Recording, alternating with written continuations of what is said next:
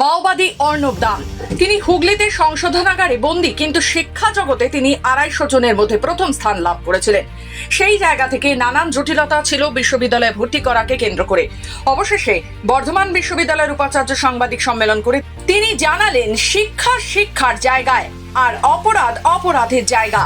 তাই আমরা তার জন্য পুলিশ প্রশাসনের কাছে চিঠি করেছি এবং জানিয়েছি তাতে তাকে সুযোগ দেওয়া হয় বর্ধমান বিশ্ববিদ্যালয়ের পিএইচডি করার জন্য। সোমবার নিরাপত্তার সাথে নিয়ে এসে কাউন্সেলিং অংশগ্রহণ করার সুযোগ দেওয়া হলো।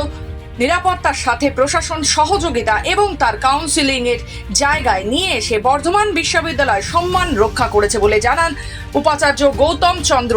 তিনি আরো বলেন যে সে মাওবাদী হলেও বর্তমানে সে বর্ধমান বিশ্ববিদ্যালয় থেকে পিএইচডি করতে চায়, তাই আমরা তাকে সহযোগিতা করব।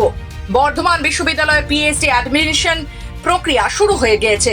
সোমবার তার কাউন্সেলিং হলো বর্ধমান বিশ্ববিদ্যালয়ে।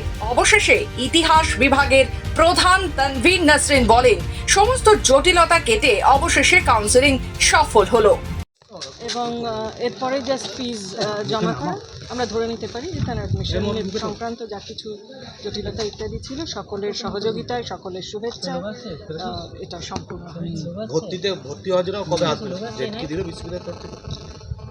ভর্তি হতে আসবেন 19 তারিখ, মানে ডকুমেন্ট ভেরিফিকেশনের জন্য আসবেন 19 তারিখে। আর ভর্তি হতে আসবার কিছু নেই, এবার শুধু ফিজ জমা দিলেই উনি অফিসিয়ালি